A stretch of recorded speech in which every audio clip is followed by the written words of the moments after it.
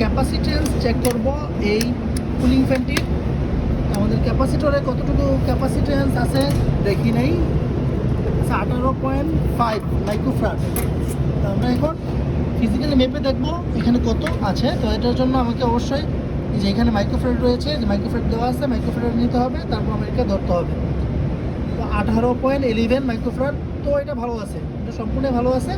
তারপর পাশাপাশি যদি আরেকটি চেক করি, তারপরটা আমরা একটু যে ফ্যান মোটরটি রয়েছে, ফ্যান মোটরটি আমরা রানিং এবং স্টার্টিং কারেন্টটা একটু মেপে দেখি কি অবস্থা। তো প্রথমে আমরা ধরবো রানিং কয়েল।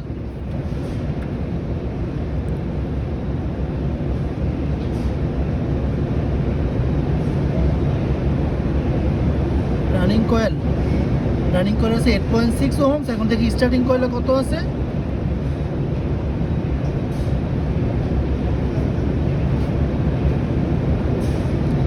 স্টার্টিং কয়েল আছে 11.3।